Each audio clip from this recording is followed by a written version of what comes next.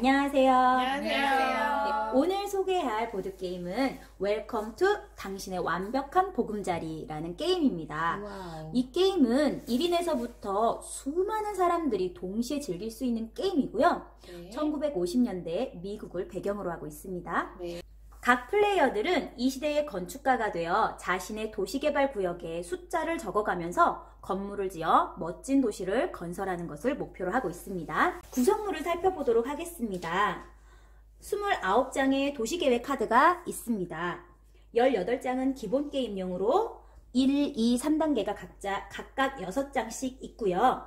10장은 상급자용 카드입니다. 상급자용 카드에는 상급자 변형 규칙 카드에는요, 별표가 있습니다. 그리고 혼자서도 할 수 있다 그랬죠. 네. 그래서 혼자 할 수 있는 변형 규칙 카드가 이렇게 한 장 더 있습니다. 네. 그래서 29장이 있어요. 그 다음에 81장, 81장의 건설 카드가 있습니다. 한쪽 면에는 주택 번호가 있고요. 그 뒷면에는 효과 아이콘이 그려져 있습니다. 그리고 플레이어 참조 카드가 4장이 있어요. 그 다음 플레이어 시트가 100장이 있어요. 그래서 이거는 한 명부터 100명까지 동시에 진행할 수 있고요. 이 플레이어 시트가 없을 경우에는요, 앱을 다운받아서 그 휴대전화로 대신할 수도 있습니다. 앱은 앱을 다운받는 사이트에서 웰컴 투라고 검색을 하시면 네. 찾아보실 종이를 수 인쇄하지 않고 그냥 핸드폰상으로. 네. 아, 그렇게 네. 해도 되고요. 또 그걸 다운받으면은 인쇄할 수 있도록 또 다운이 돼요. PDF 파일을 다운받아서 네. 인쇄를 해서 사용하실 인쇄도 수도 되고, 있습니다. 그냥도 되고요. 네. 자, 게임 준비를 설명해 드리도록 하겠습니다. 각각의 플레이어는 펜과 플레이 시트를 한 장씩 받습니다. 그리고 아까 81장이 있다고 했던 건설 카드는 잘 섞어서 27장씩 3개의 더미로 쌓아 놓는데요. 이때 건물 번호가 적힌 면이 위쪽으로 가도록 쌓아 놓습니다. 네.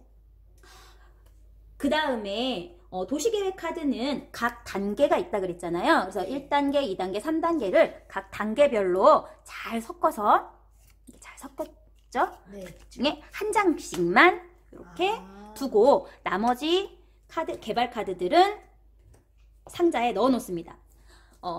여기 지금 한장 둔 게 아닌데요. 이번 게임에서는 이 네. 개발 카드만 사용하고요. 나머지들은 사용하지 않게 됩니다. 네. 이렇게 하면 게임 준비가 끝나요. 네, 이제는 게임 진행 방법을 설명드리도록 할게요. 매 차례 시작할 때 각각의 건설 카드 더미에서 맨 위에 있는 카드를 한 장씩 펼쳐 오른쪽에 놓습니다.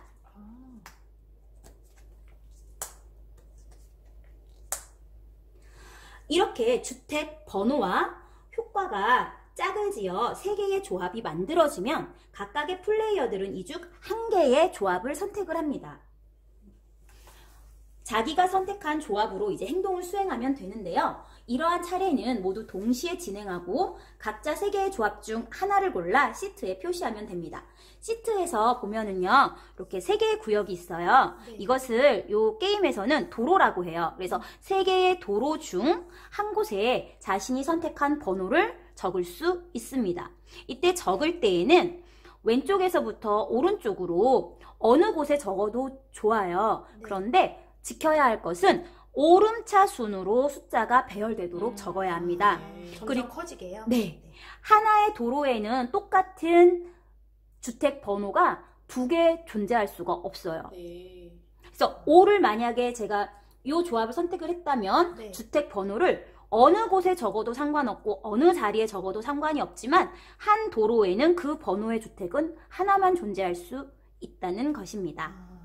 아까 게임에서 동시에 진행을 한다고 했죠. 네. 3개의 조합 중에 누군가가 하나의 조합을 선택했다고 해서 내가 그 조합을 선택하지 못하지는 않아요.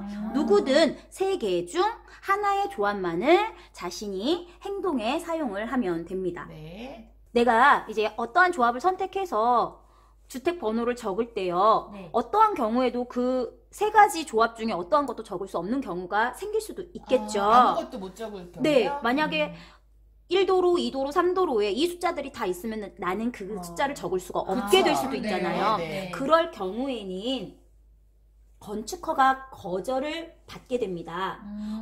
여기 시트지에 플레이 시트에 보면은요, 이쪽 아랫부분,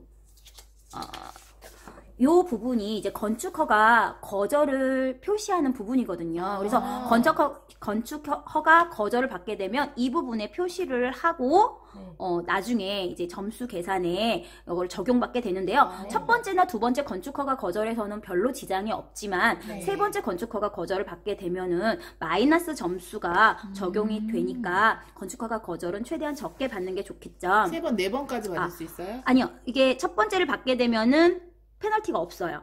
두 번째를 받게 되면은 마이너스 3점이 되고요. 세 번째를 받게 되면은 5점의 마이너스 점수를 받게 그 돼요. 밑에 점수를 보는 거구나. 네. 네, 알겠습니다. 자, 숫자를 적었다면 이제 숫자와 함께 조합을 이룬 효과를 수행하게 되는데요. 이때 효과의 수행은 해도 되고 안 해도 돼요. 그러니까 건물 번호는 반드시 적어야 되는 필수 사항이고요. 효과의 수행은 선택 사항이라고 보시면 됩니다. 모든 플레이어가 주택번호 적기와 효과 수행을 마치면 이제 새로운 차례를 시작합니다. 만약 이렇게 진행을 하다가 건설 더미 카드가 모두 바닥이 나면 다시 섞어서 새로운 더미를 만든 후 진행하게 됩니다. 그런데 이때 어떤 한 플레이어가 가장 먼저 도시 계획을 달성했다면 그 사람의 요청이 있을 경우 그때 덱이 떨어지지 않았다고 하더라도 요청에 의해서 모든 더미를 섞어서 다시 새로운 게임을 시작할 수도 있다고 합니다. 도시 계획은 조금 이따 설명드리도록 하겠습니다. 이번에는 효과를 설명드리도록 할게요. 효과는 모두 6가지가 있는데요. 하나하나 설명드릴게요. 첫 번째는 측량사 카드입니다. 이 효과는 같은 도로에 있는 두 주택 사이에 울타리를 그릴 수 있게 해줍니다.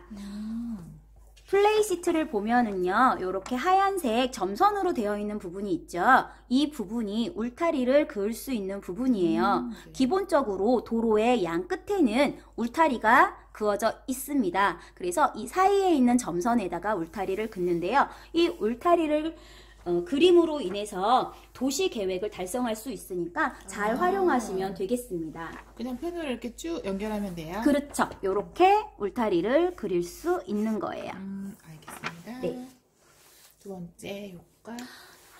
이 측량사 카드를 이용할 때에는요, 내가 도로에 이제 주택 번호를 적은 도로에만 적용되는 게 아니라 주택 번호를 적은 도로와 상관없이 다른 도로에도 그릴 수 있습니다. 아무데나 울타리 그릴 수 있어요? 네. 그리고 울타리와 울타리 사이에는요, 주택이 한 채에서 6채에 이웃하는 주택이 모두 채울 수 있는데요. 그렇게 채워져 있다면 우리는 완성된 주택 단지로 보며 도시 계획에 사용할 수가 있습니다.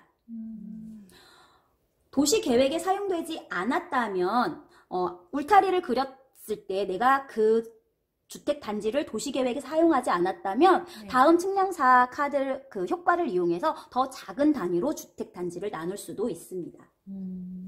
그 다음 부동산 중개 카드입니다. 이 효과는 완성된 주택 단지의 가치를 높입니다. 플레이어 시트에서 보시면요, 이 부분이거든요. 그래서 내가 한 개짜리 주택 단지에 만약에 이 부동산 중개인 효과를 이용한다면 이렇게 표시를 할 수가 있어요. 그럼 이렇게 표시를 하면 나중에 게임이 종료됐을 때 점수 계산할 때 한 개짜리 주택 단지, 완성된 주택 단지에 대해서 그 효과가 3만큼, 곱하기 3만큼의 효과가 있습니다. 그리고 만약에 내가 2개짜리 주택 단지에 이렇게 효과를 이용해서 표시를 했다. 그러면은 이 3의 효과가 아니라 마지막 여기 보이는 4만큼의 점수를 그 주택 단지의 가치를 높여주는 그러한 카드입니다. 다음 조경사 카드입니다. 이 효과는 공원을 조성하는 효과를 갖고 있는데요. 지금 조경사 카드와 만약에 이렇게 12가 하나의 조합을 이루었다. 그러면 이 조경사 카드는 반드시 내가 주택 번호를 적는 도로 위에 여기 보면은 이 부분 보이시죠? 여기가 이 조경사 효과를 이용하는 부분이거든요. 네. 내가 10이라는 주택 번호를 만약에 여기다 한번 적어볼까요? 내가 두 번째 도로에 10이라는 주택 번호를 적었다고 한다면 이 조경사 카드 효과를 이용할 때에는 이 도로 위쪽에 있는 조경 부분에다가 표시를 하면 나중에 그 다음 표시되지 않은 그 다음 보이는 숫자만큼의 점수를 얻게 됩니다. 네네. 네 번째로 수영장 제작자 카드를 설명드리도록 하겠습니다. 주택에 계획된 수영장을 지어 점수를 얻는 카드입니다. 여기 플레이시트에 보면은 주택단지에 수영장 표시가 되어 있는 곳이 있잖아요. 맞아요. 네. 그래서 이때에는 네. 이 주택 카드와 수영장 효과를 같이 사용해야 되고 이 주택 번호를 수영장 그림이 있는 곳에 적을 때 옆에 효과가 함께 있다면 이쪽 시트지 아랫부분 내가 체크를. 네, 이 부분에 체크를 표시를 이렇게 해서 제가 그만큼의 나중에 점수 계산해서 플러스 점수를 얻게 됩니다. 보면은 작은 숫자에서부터 차례대로 표시를 하게 돼요. 그럼 이런 경우에는 못하는 거네요? 네, 이 경우에는 12는 있는데 만약에 그 숫자를 적는 곳에 수영장 카드가 없죠. 이런 경우에는 수영장 건설 효과를 보실 수가 없고요. 마찬가지로 두 개의 조합이 맞았을 때, 한 곳에 맞았을 때 사용할 수 있는데 만약에 세 번째 도로에 제가 12를 적고 함께 수영장 효과가 있다면 이거는 수영장이 완성됐다고 볼 수 있습니다. 그 외의 경우는 수영장이 완성됐다고 할 수가 없습니다.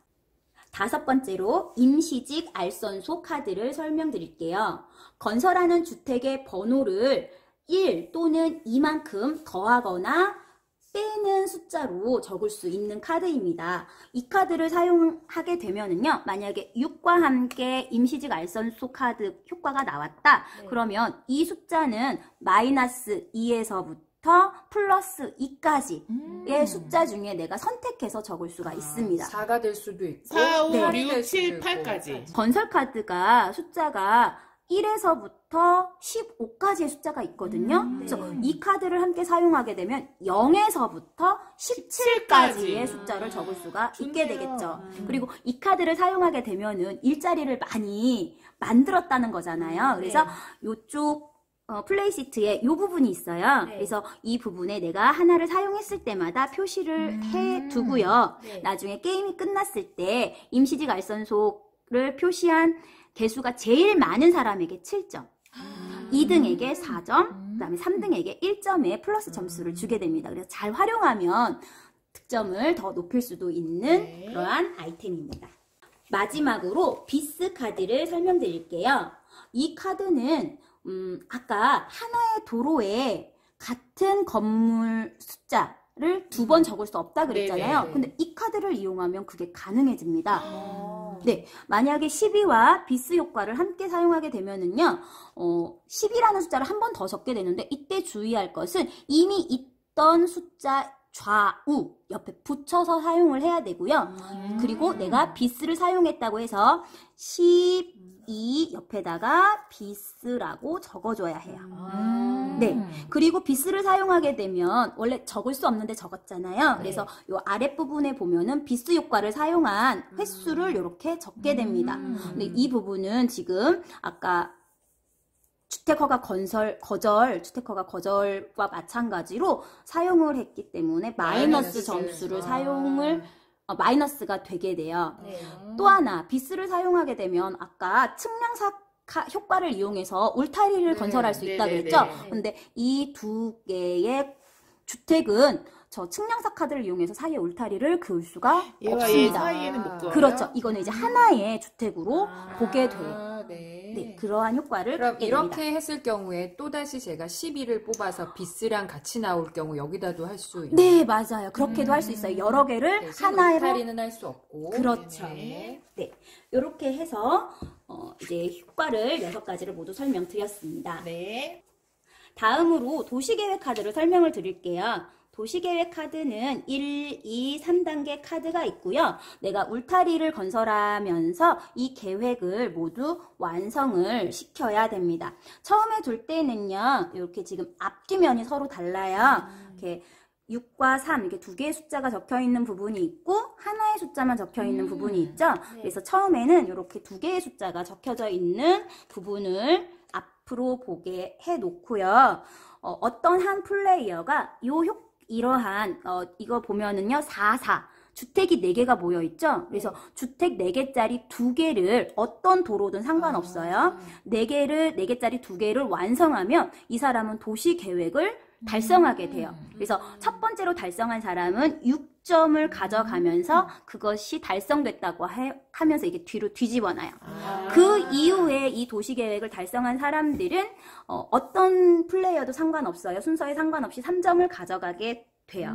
그리고 이러한 도시계획 달성 점수는 시트지에 보면 여기 도시계획 N1, N2, 1, 2, 3단계 도시계획이 있죠. 여기에다가 자기가 몇 점 받았는지. 6점 받았으면 6이라고 1등만 6이고 2등부터는 쭉 3점. 그렇죠. 두 번째 여기에 보면은 얘는 이제 4개의 주택이 울타리로 쳐져 있는 한 울타리에 4개의 주택이 들어가야 된다. 그렇죠. 그래서 울타리를 사용해서 이 도시계획을 달성하도록 노력하셔야 돼요. 이렇게 하나, 둘, 셋, 4개 이렇게 되면 된 거예요? 네, 맞아요. 그럼 여기 하나 완성된 그러면 거예요? 그 그렇죠. 안에 숫자들이 다 적혀 있어야 되나요? 네, 완성된 도시 양 옆에 주택 울타리가 단지여야 있고 안에는 안에 숫자가 꽉차 모두 있어요. 들어가 있어야 되고 여기도 하나씩 모두 울타리가 쳐져 있는 주택이 3개의 주택 단지가 있으면 요 도시계획도 달성이 됩니다. 도시계획 달성은요 1단계, 2단계, 3단계 순서 없고요.